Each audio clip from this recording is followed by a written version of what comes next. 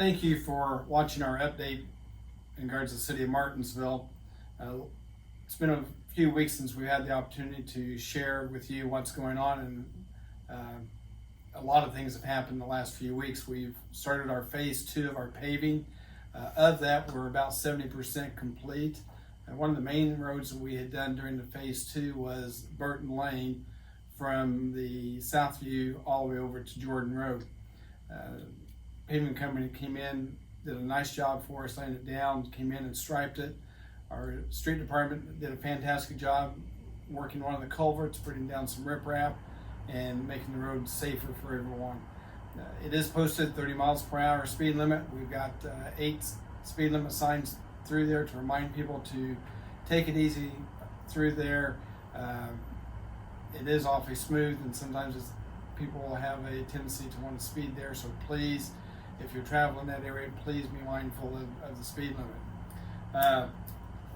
At the end of this weekend, we should have 70% of the paving done in phase 2. That will equal out to about 6.25 miles of paving in this phase. Phase 3 will start at the end of the month, end of September. They're scheduled to be done by the 1st of November. By the time we finish with phase 3, we'll have done almost 19 miles of paving this year for the city on the streets. So that's been a fantastic opportunity to be having some state and federal funds coming in to help us with that. It makes a huge difference getting all this accomplished. We have right around 85 miles of streets in the city that we need to maintain. So being able to take a large chunk this year will be very beneficial for us. Another thing we've started in the last couple of weeks are the dry wells. We're concentrating down on South Josephine, South Harriet, Duo, Tulip, Dale, Virginia, and now we're having the ferry group come in and put in the dry well systems. Right now there's gravel, but part of the phase 3 will be coming in and repaving all those streets. We had a heavy rain a few days ago, and the dry wells are working. I know a few people had contacted and made comments on Facebook that they weren't properly put in, they weren't working, but we feel once we get the paving done and we angle the water toward those inlets, you will see a huge difference of what was there. Is it a perfect solution? No. The perfect solution would be putting stormwater lines all the way through, but the city doesn't have the resources to do this. So this is one option that we have that we feel will help those areas. Again, we're going to admit it's not going to be perfect. There still may be some water. We may get some rains that will be too heavy for the dry wells to accommodate, but it will be better than what it was. And again, once we get the 3rd phase of the paving through, that should be making the process of the dry wells work a lot better. I'd like to give a comment to our city workers. We have some of the best workers that I think any city can have.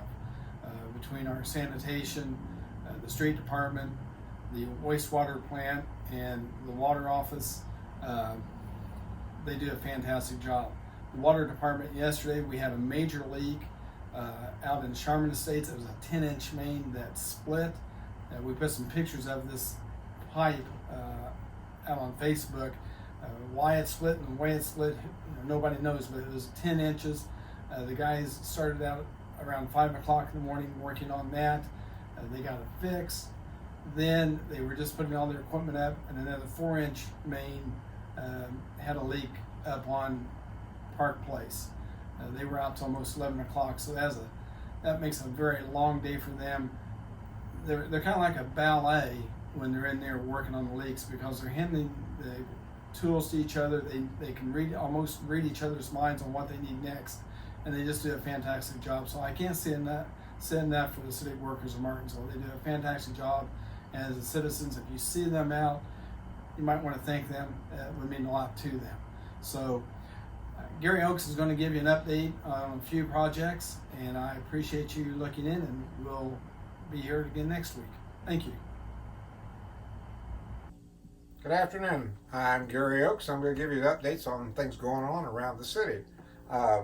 Some current things, we were just down in front of the waters. There's a manhole that goes down to a sewer line that's 24-inch diameter. It's concrete and it goes across to the south underneath the new I-69. There was some conjecture that maybe it was not in good shape. So we take a robotic camera down there and we drop it down 15 feet into the manhole, and the camera drives up to the sewer line, and the camera has lights on it and you can see the whole inside of the sewer as you go. Glad to tell you that it's in pretty good shape. We're not going to have to do anything with it.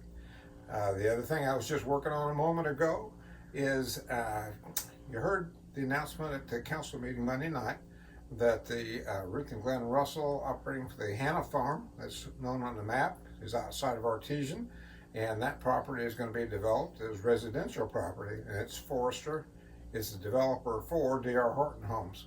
So we were working on where the sewer and waters are going to come and feed that property and how that might happen.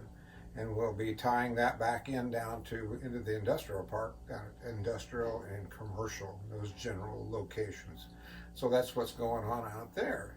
Also today, interest in our South Street properties. The South Street, we've now completed all the acquisitions of the homes down through there. And I'm putting out a bid package today for the demolition of those homes.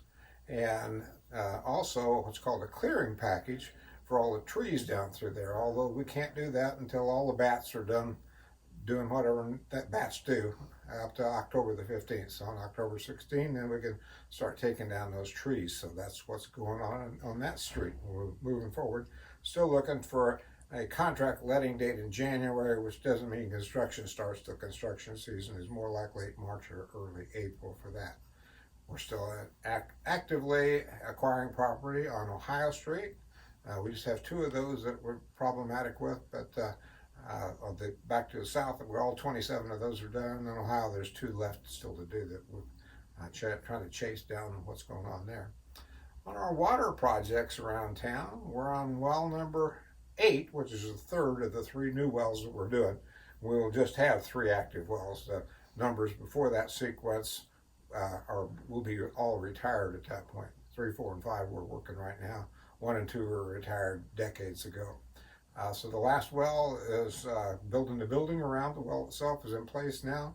We're operating off of wells number 6 and 7 right now, and have been for a couple of weeks at this point, very successfully. Speaking of wells and water, we had a big water break, and those of you on the northeast side of town are more than aware of that.